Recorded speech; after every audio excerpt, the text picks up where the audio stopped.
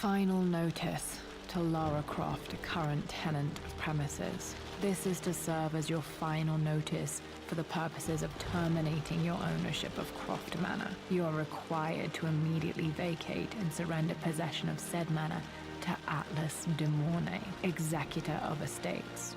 Lara, it is unfortunate that you have forced my hand in this matter, but so be it. As you know, your parents appointed me executor of the estate in the event of their absence. Since your mother disappeared, her death was never technically declared. And given the circumstances surrounding your father's death, it's no surprise that he never drafted a formal last will and testament to account for this circumstance. Unfortunately, you have no legal claims to the estate. I'm willing to negotiate a modest monthly stipend from your trust, but only if you leave the manor by week's end. Don't fight me on this, Lara. Your mother wouldn't want that. Sincerely, Atlas. There has to be a will or some kind of evidence of what happened to Mum in the manor somewhere. Dad's safe.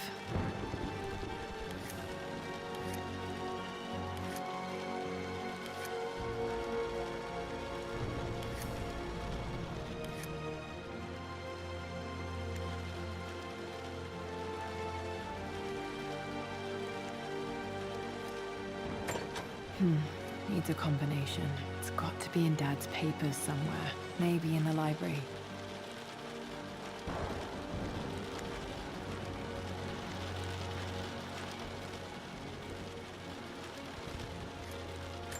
My birthday crown. I was so proud of that thing.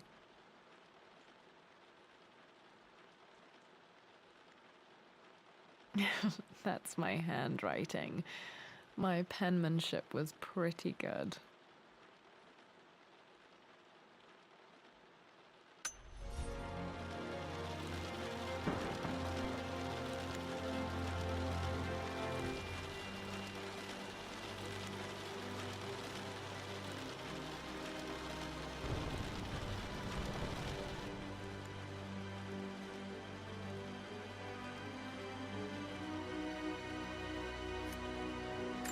Dad's map of the forgotten cities of northern Syria.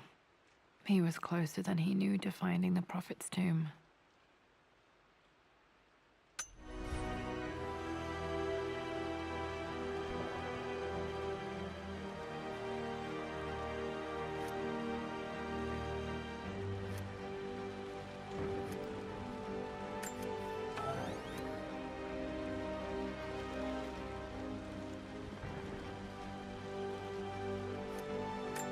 Dad's book about immortality myths might be useful in my research.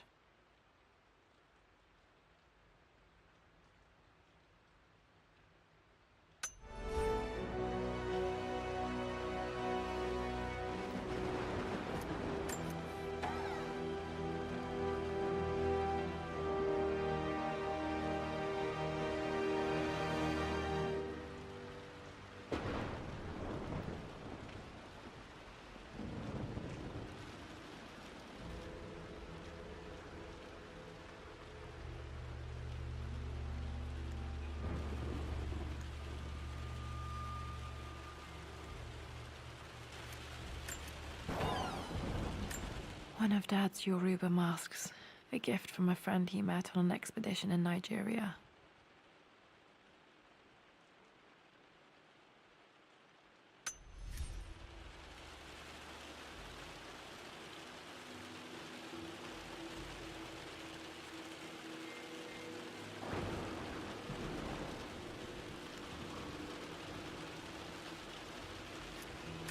This is probably my grandfather Benjamin.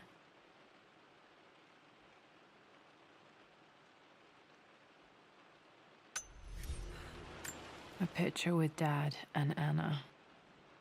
Never liked wearing dresses, but the color was nice.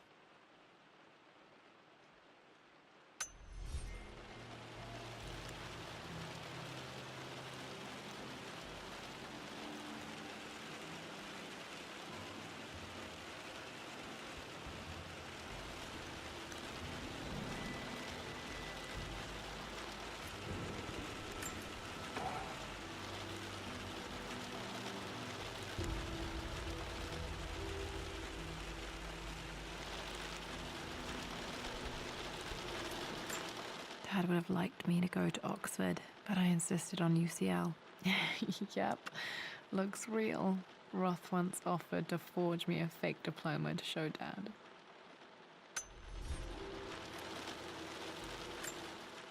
Well, this is a hell of a thing. I met someone tonight quite unexpectedly. But it shouldn't have been, it seems. I've been so buried in my work, so distracted by my latest revelations, I never bothered to notice my surroundings. But there she was, sitting at my table in the library.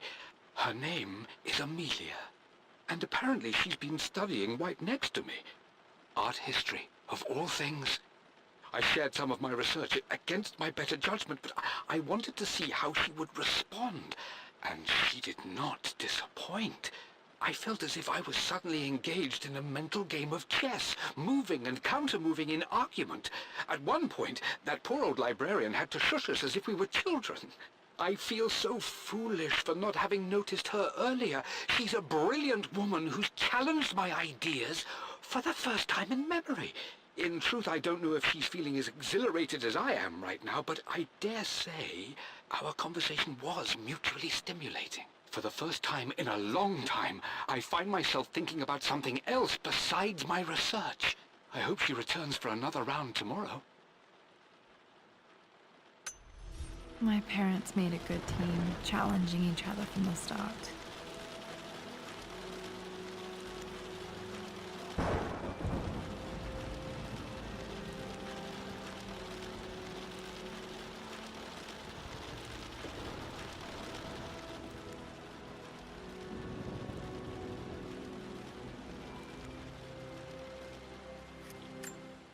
I finally introduced Richard to the family. It went precisely how I imagined.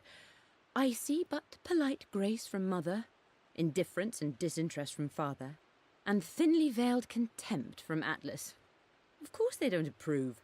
To them, Lord Croft is the man who took away their beloved daughter and ruined her long-standing engagement, though I was never going to marry that repugnant Earl of Farringdon anyway. One might think they would be happy that I was being courted by a genuine lord of the realm. It just happens to be Richard Croft. In their eyes, the man who single-handedly ruined a once great family. But there's nothing to be done now. Watching how Richard dealt with their subtle insults and disrespect. Such grace and calm. I know he did it for me. I think I'm falling in love with this man.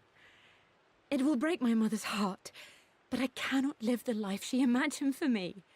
My time with Richard has only made this clearer. It must have been hard for Mum to go against her family's wishes. I'm glad she did.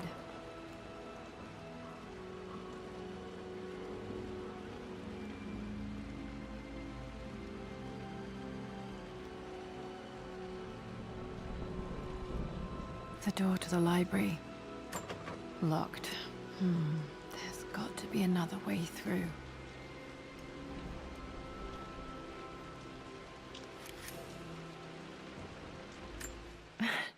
This is the map I made for my first expedition with Dad.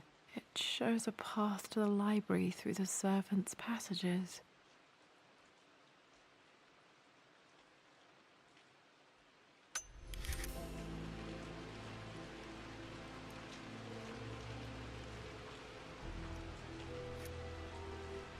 Dad's artifacts from the Nile Valley. I always loved looking at these. Dad became interested in immortality myths after his expeditions to Egypt.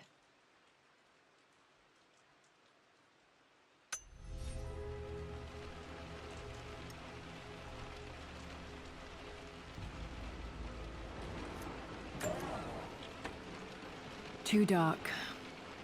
Going to need a flashlight.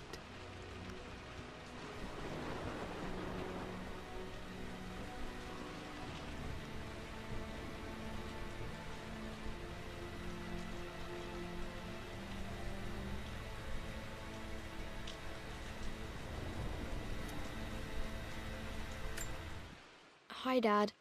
I've been thinking about Mum lately. I wish I knew more about her. How did you meet? What was she like? Winston told me that she was a brilliant artist. Are some of her paintings locked up in the West Wing? And I guess I just want to know, did she love me, Dad? Did she ever say that she did? Maybe I'm just being silly, but will you tell me more about her the next time I'm home from school?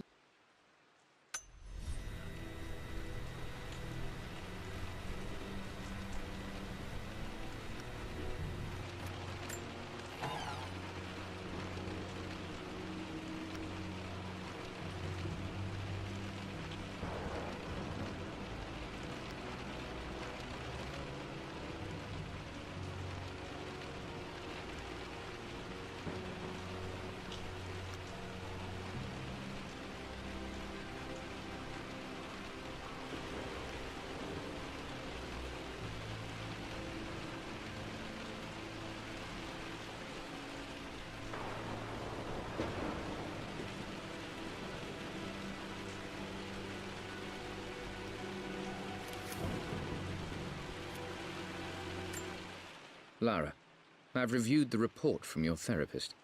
I have to say I was surprised to see a clean bill of health. I somehow doubt you've so easily abandoned your irrational claims. Indeed, where have you been the past few weeks? My secretary discovered that you booked a flight to Turkey on the 20th. You can't have been simply sightseeing, as your customs claims suggest. I know you're up to something, and I'll be damned if I let you use the Croft assets to indulge the same obsession that led to my sister's death. It's not too late to relinquish your claims on the manor voluntarily.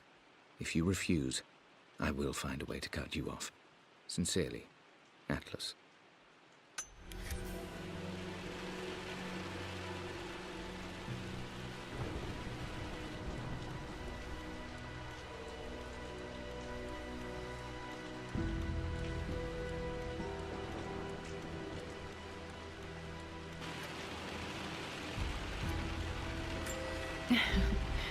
Well, hello there, Sir Lancelot.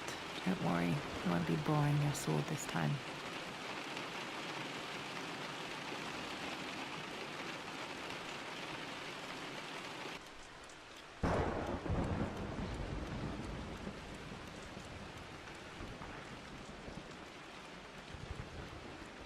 The Grand Hall. Always loved playing in here as a kid. This will be one of the first things to fix.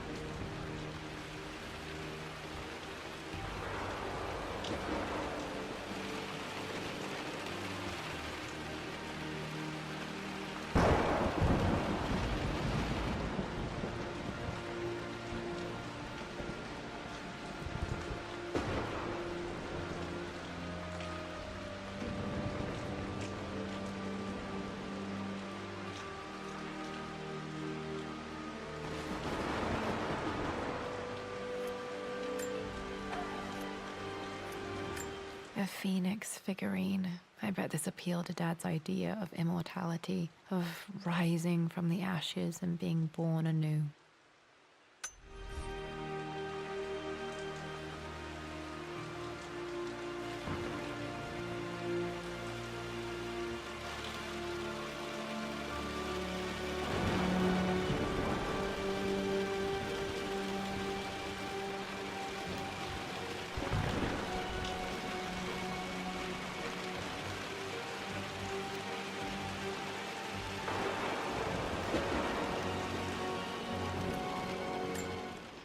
This belongs to Anna. Most of her belongings are in the guest house. What was she doing in here?